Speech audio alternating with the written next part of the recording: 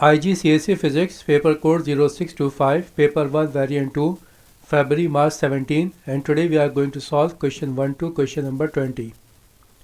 Question 1. The diagram shows the height of a stack of identical coins. What is the thickness of one coin? Here in the stack, how many layers? Total layers I have counted, it is 12. Now total height for this 12 layers is given here 2.4 centimeter.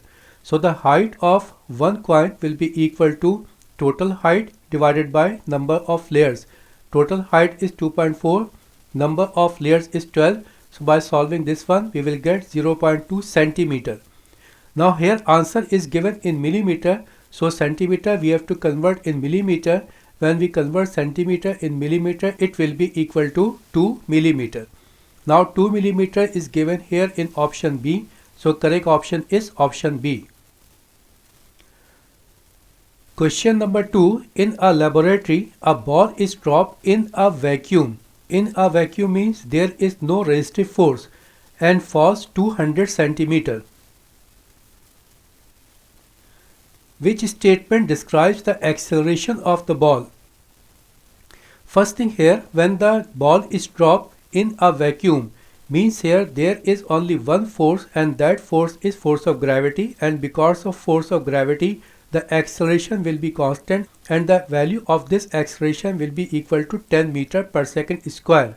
So here acceleration remains constant for the whole path, for the whole journey. Now we check the options. In option A it is given it is greater at 10 centimeter than at 200 centimeter. In B it is given it is greatest at 200 centimeter. In C it is given it is smaller at 50 centimeter than at 100 centimeter. In D it is given it is same value at 50 centimeter and as at 150 centimeter. The last option, option D, is correct. For the whole journey, for the whole path, the acceleration will be constant. Whatever be the acceleration at a distance of 50 centimeters, same acceleration will be at 150 centimeters, and also the same acceleration will be at a distance of 200 centimeters. So here acceleration for the whole journey will be same, it will be constant. So here our correct option is option D, where it is given it is the same value at 50 centimeter as at 150 centimeter. Question number 3. A man stands by a railway track. A train traveling at 40 meter per second takes 2 seconds to pass the man. What is the length of the train? Length of the train means the distance covered by the train we have to calculate. Now distance is given as product of velocity into distance. Now here average velocity is given 40 meter per second, time is given 2 seconds. So the distance covered will be equal to 80 meter.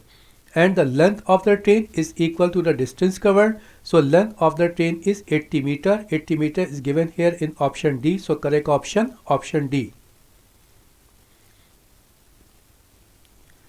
Question number 4. Which statement about the masses and weight of object on earth is correct?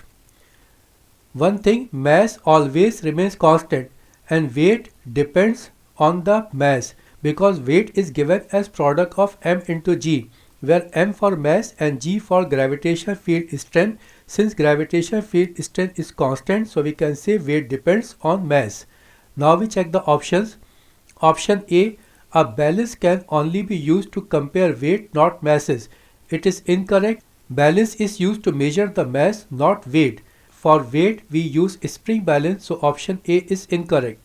Option B, heavy objects always have more mass than light ones.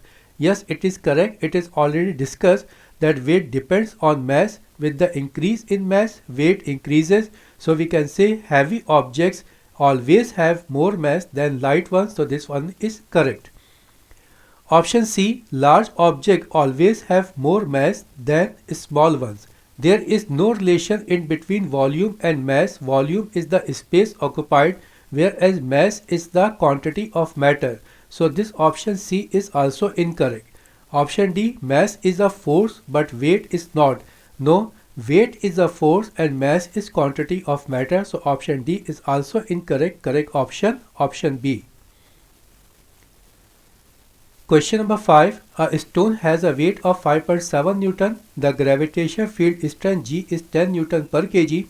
What is the mass of the stone? Weight is given as m into g, where m is for mass and g is for gravitational field strength. So m will be equal to w over g. Now weight is given here 5.7 and g is given here 10. So 5.7 over 10, it will be equal to 0.57. So here the mass of the stone is 0.57 kg. 0.57 kg is given here in option A. So correct option A. Question number 6. A block of metal shown has a mass of 240 gram. What is the density of the metal? Density is given as mass over volume. Here mass is given 240. And what about the volume? Volume is product of length into breadth into height. So here volume will be equal to 5 into 3 into 4. So here volume is given 5 into 3 into 4 and mass is given 240. By solving this one, we will get the answer 4 gram per centimeter cube. 4 gram per centimeter cube in option B. So correct option B. Question number 7.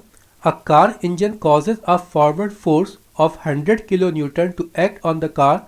The total resistive force on the car is 20 Newton. What is the resultant force on the car?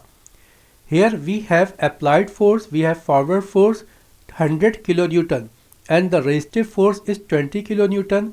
Resistive force is always in the opposite direction of the applied force. So here the resultant force will be equal to the difference of these two forces. Here forward force is 100, resistive force is 20. So the resultant force will be equal to 100 minus 20. It will be 80 kilonewton. 80 kilonewton is given here in option C. So correct option is option C. Question number 8. A student sets up the apparatus shown in the diagram to find the center of mass of the card. Here we have one irregular object and here we have to calculate the center of mass of the object. The student makes sure that the card, the string and the bob are all at rest. What should the student do next? Now the next step, what he has to do? He has to draw a line that is along this thread. Now we check the options.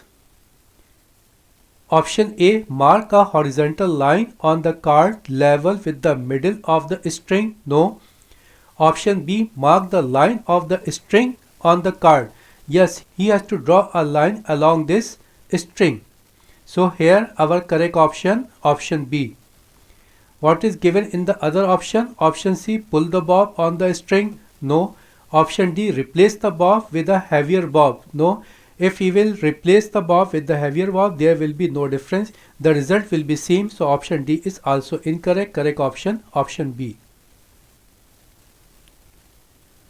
Question number 9. A man can either take an escalator or a lift to travel up between two floors in a hotel.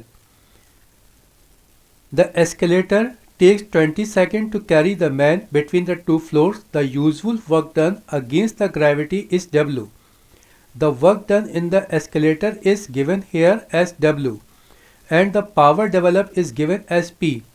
The lift takes 30 seconds to carry the same man between the same two floors. How much useful work against gravity is done by the lift and how much useful power is developed by the lift?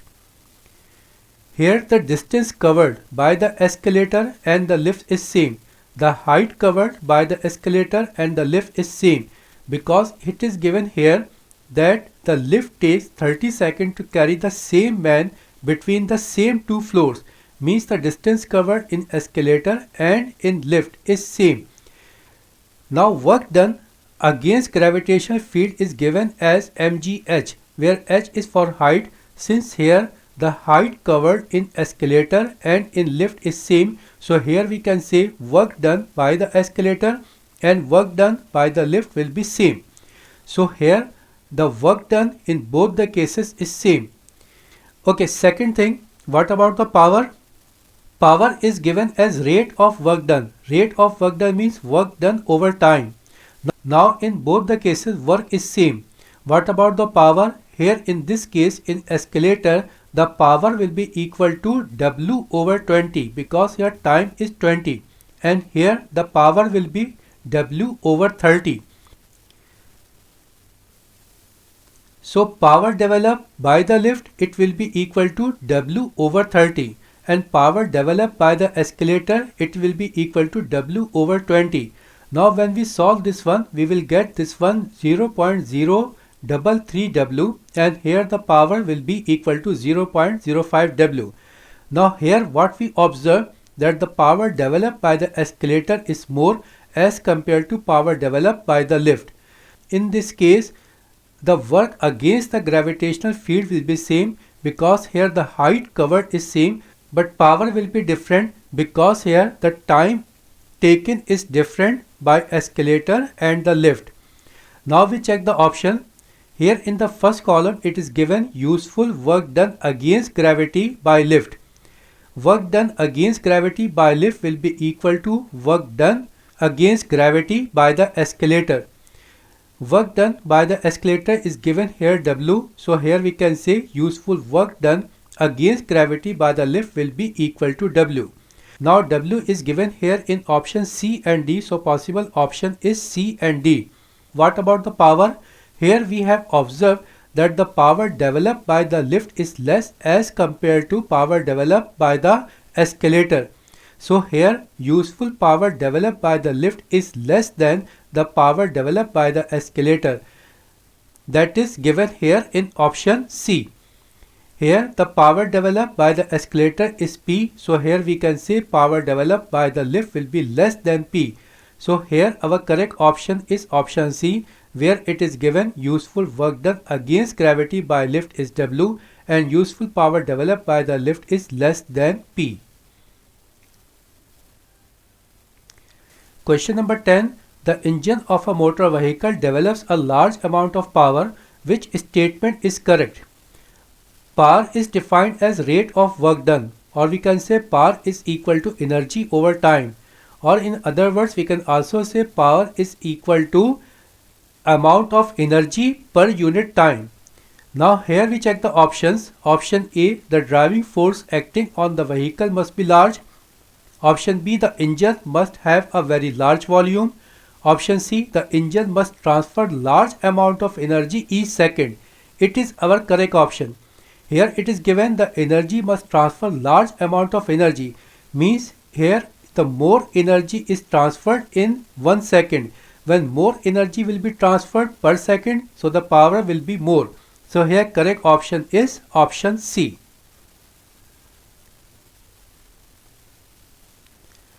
Question number 11. The diagram show two mercury barometer. The right hand diagram shows a tube of larger diameter. There is a vacuum above the mercury in both tubes.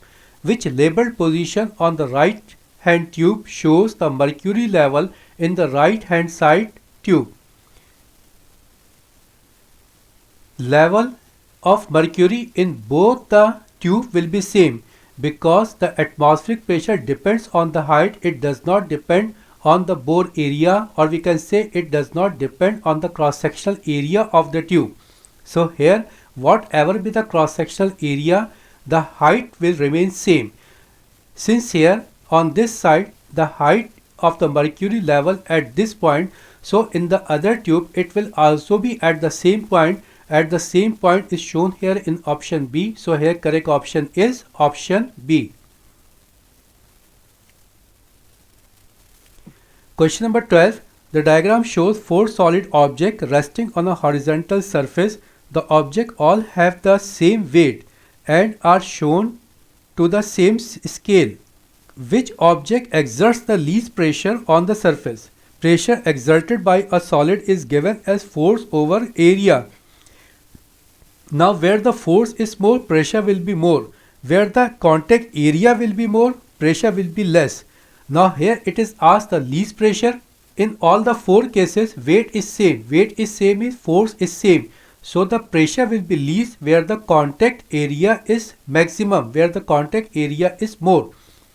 If we check all the four options, we are looking that in the option C, the contact area is largest as compared to other options.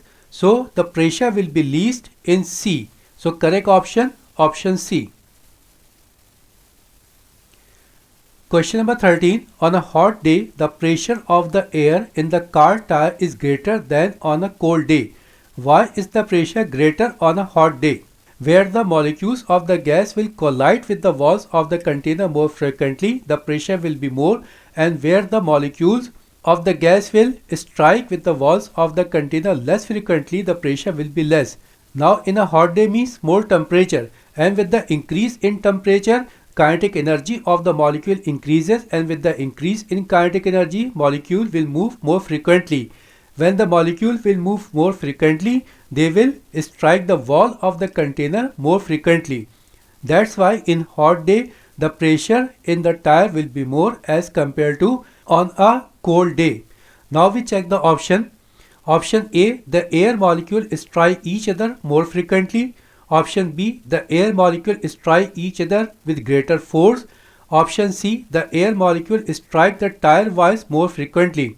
It is our correct option because pressure exerted by a gas is due to the striking of the molecules with the wall of the container more frequently.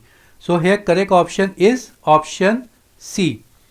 In option A, it is given the air molecule strike each other more frequently. Yes, it is correct. The molecule will strike each other with more frequently, but this is not called pressure of a gas. That's why this option is incorrect. In option B, the air molecule strike each other with greater force. No, the force remains same. So this option is incorrect. In number D, it is given the number of air molecules in the tire increases. Number of molecule remains same. Neither it will increase nor decrease. So here all the other options are incorrect. Correct option is option C. Question number 14. Very small pollen grains are suspended in water.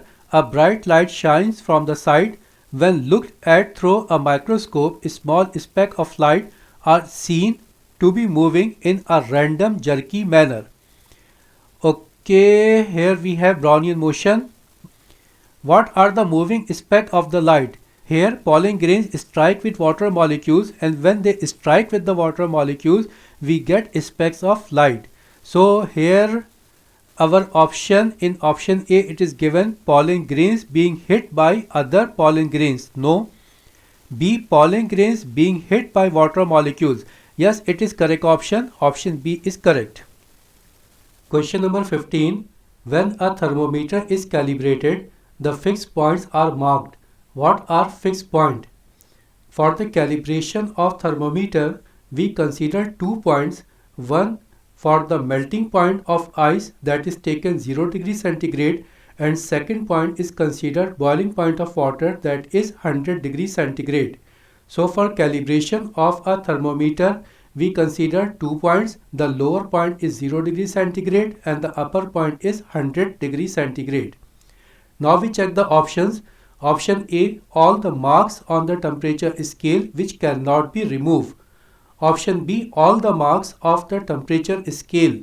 Option C, the lowest and highest temperature shown on the thermometer. Option D, two temperatures of known value which are easily reproduced. Here our correct option is option D. It is discussed that for calibration we consider two known values. One, melting point of ice, that is 0 degree centigrade, and second, boiling point of water, that is 100 degree centigrade. So our correct option, option D, where it is given two temperatures of known value. First known value is melting point of ice, that is 0 degree centigrade, and second known value is 100 degree centigrade, that is boiling point of water. So correct option is option D.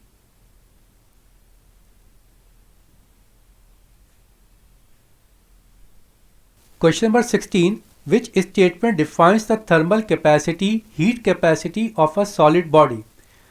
Thermal capacity means amount of heat absorbed to raise a temperature of 1 degree centigrade. Now we check the option.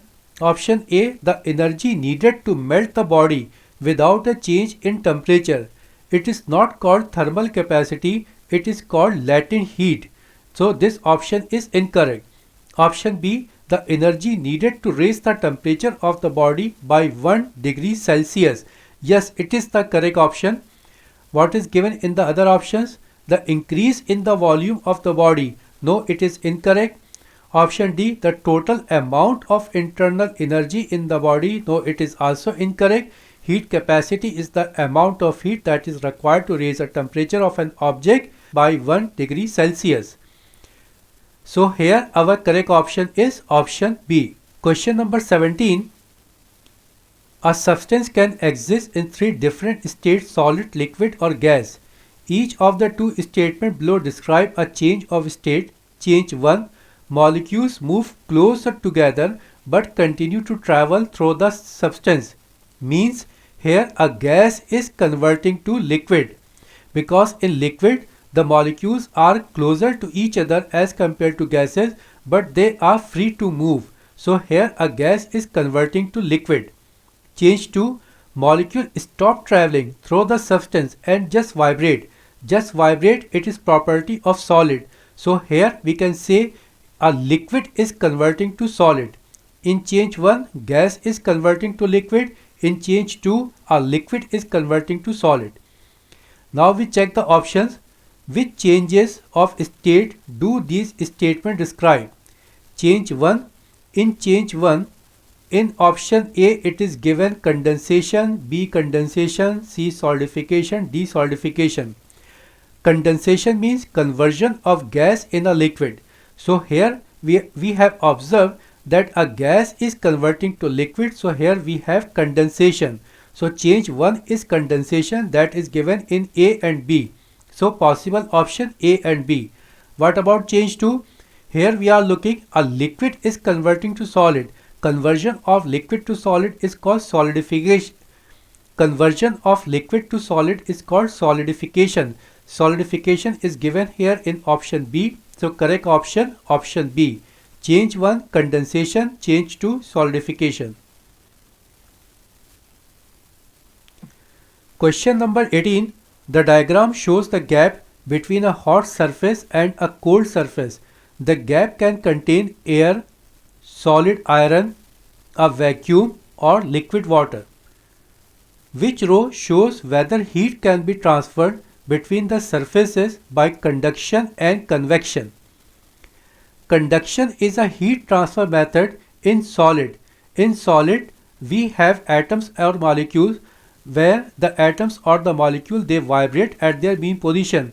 When we supply heat, these molecules vibrate more frequently, and when they move more frequently, they transfer their energy to the neighboring molecule, and from molecule to molecule the energy is transferred from one point to another. Whereas convection is in liquid or in gases, where the molecules of the liquid or the gas they move from one point to another, and because of the movement of the molecules the heat energy is transferred. Now we check the options. Here we have 2 columns, conduction and convection. In option A it is given air. In air, energy is transferred because of convection only, but here it is given for conduction, so it is incorrect. Option B, iron. In iron, energy is transferred because of conduction, yet is it correct. Here in the second column for convection, here it is given no, yes it is correct. In iron, heat is transferred because of conduction, not because of convection. So this option B is correct. What is given in the other options? Option C, vacuum. In vacuum, it is given conduction, no, and convection, yes. In vacuum, energy is transferred because of radiation. In vacuum, energy cannot be transferred because of conduction or convection. Since here in second column in convection for vacuum it is given yes, so it is incorrect. Option D, water. For water it is given energy is transferred because of conduction. It is incorrect. In water energy is transferred because of convection, not because of conduction. So here option D is incorrect. Correct option is option B. Question number 19. Ice is trapped by a piece of wire gauze at the bottom of a tube containing water. the water at the top of the tube boils before the ice at the bottom of the tube melts. Why does this happen? Here we are heating this tube. At this point we are providing thermal energy, and the water here, it starts to boil, but the ice at the bottom, it does not melt. So what is the reason? The reason is this water is poor conductor of heat. In water, heat is not transferred to the ice. So here we can say water is a poor conductor of thermal energy. Now we check the option. In option C, the same thing is given. Water is poor conductor of thermal energy. So here our correct option is option C. Next question. Question number 20. In a shallow tank, a water wave moves towards a barrier with a narrow gap. Which diagram shows the wave beyond the barrier? When water waves passes through a narrow gap in a barrier, these water waves are diffracted, and after diffraction, these water waves move in a circular path in all the possible directions. Now we check the option. Which diagram shows the wave beyond the barrier? In option A and in option B, it is shown that the wave, after passing the gap through this barrier, these waves are moving in a straight line. We have observed that after passing the barrier, these waves are in circular form. So option A and option B are incorrect. What is given in option C and D? In option C and D, after passing the gap, these waves are in circular path. But here in option C, we are looking that the waves are shown only in one path, in one direction, whereas these waves are in all the possible directions. So here option C is also incorrect. Here the best option is option D. So here correct option is option D. Okay, now we have completed up to question number 20. For remaining part from 21 to 40, we will solve in the next session. Thank you very much.